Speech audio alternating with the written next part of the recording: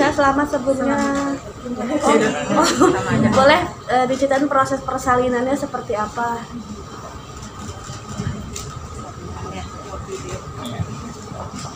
Assalamualaikum warahmatullahi wabarakatuh. Alhamdulillah atas kuasa Allah juga tanggal 13 Oktober 2022 tepatnya pukul 00.03 ya. Kita mulai, kayaknya yang lebih dramatis Anissa deh langsung deh. Ya, langsung aja ya ceritain tentang persalinannya. Jadi ya alhamdulillah kejadian itu tanggal 13 Oktober, benar-benar nggak diduga ya, karena kita tuh udah merencanakan ada tanggal lahirannya, yaitu HPL ya dok, di 22 sampai 26 Oktober. Nah, tapi kita kan manusia cuma bisa berencana, dan ternyata Allah yang berkehendak. Jadi pas tanggal 13 Oktober itu tepat 1 hari setelah Anissa ulang tahun, tanggal 12 Oktober itu tiba-tiba ketubannya pecah. Terus pas lagi mau tidur itu tuh kejadiannya, pas lagi mau tidur udah di kasur, kondisinya udah siap istirahat, nggak tahu tiba-tiba kok mules kayak pengen pup, tapi beda gitu perasaannya, kayak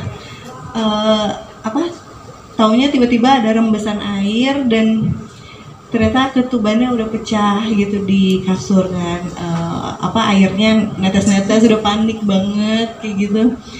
Akhirnya langsung hubungin ke dokter B, langsung nelpon kan, dok ini gimana dok, pecah ketubannya.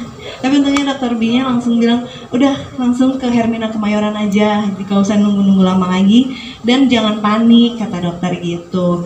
Nah terus ya udah kita, oh ya udah jangan panik gitu kan ya.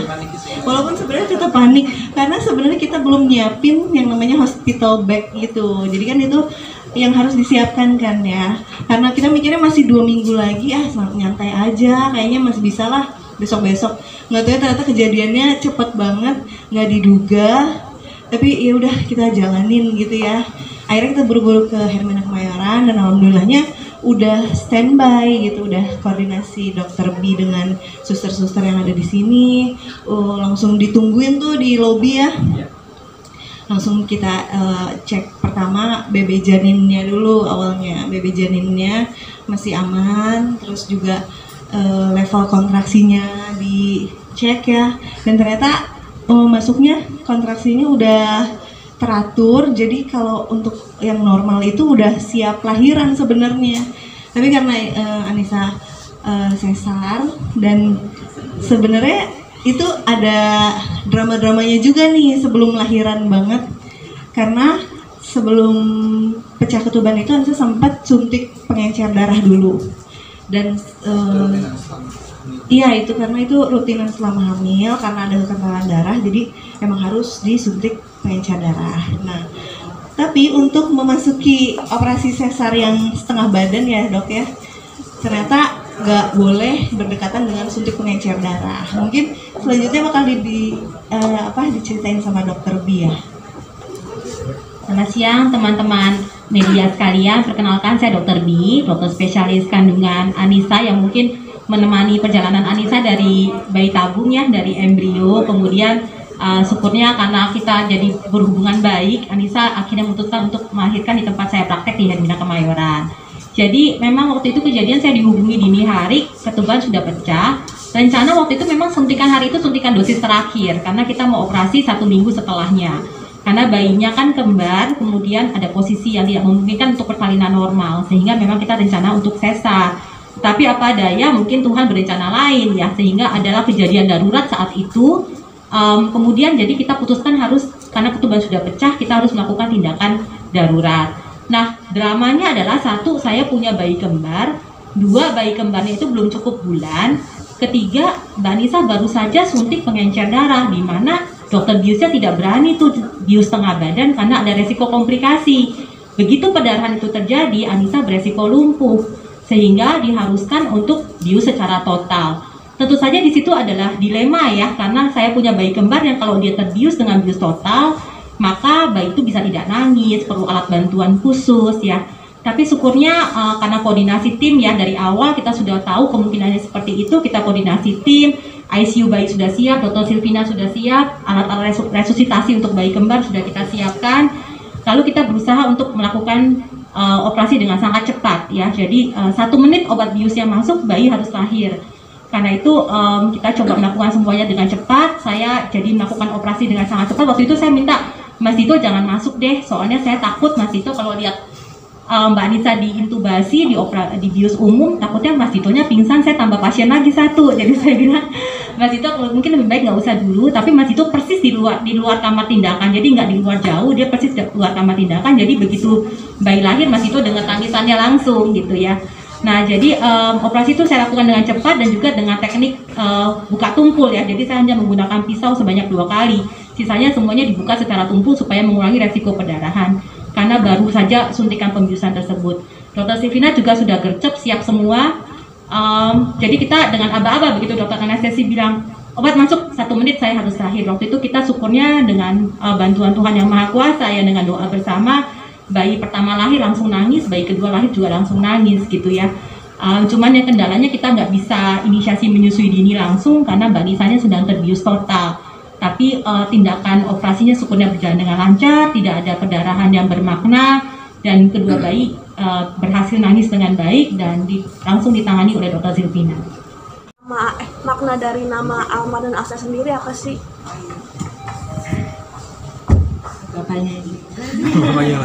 Bapaknya yang cari nama ya. Nama ya. Jadi kalau Alma itu lebih ke nickname sebenarnya. Kayak aku namanya Anandito, dipanggilnya Dito. Nah ini kalau ini Alma, saya ini panggilan. Tapi Alma Alsya pun ada artinya juga. Kalau Alma ini artinya itu yang mau belajar.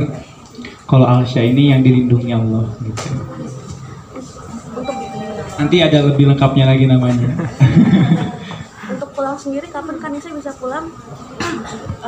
Pulangnya kurang lebih setelah 3 hari dari rumah sakit ya, boleh pulang.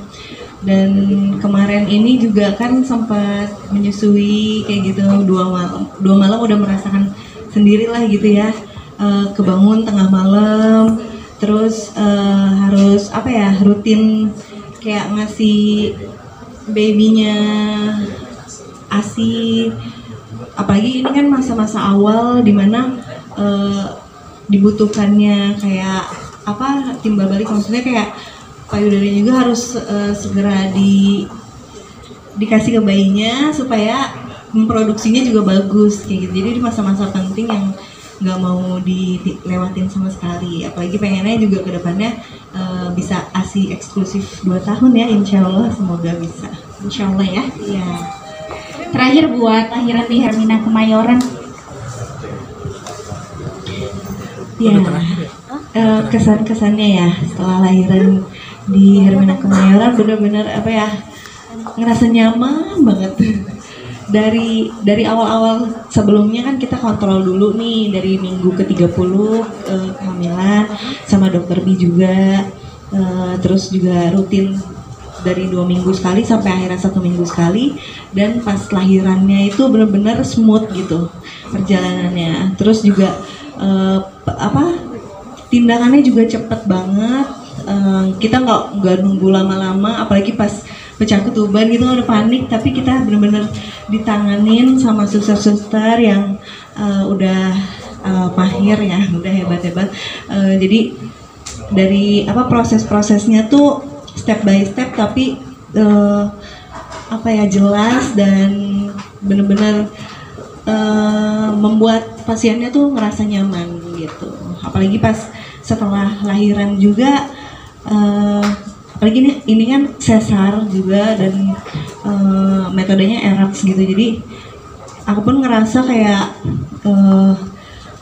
masih bisa tetap beraktivitas, terus juga masih nyaman untuk menggendong bayinya, menyusui, terus juga di ruangannya pun juga nyaman dengan suster-suster yang ramah-ramah, ngasih kayak edukasi untuk kedepannya kayak gimana. Jadi nggak ada nggak ada bayangan sama sekali gitu.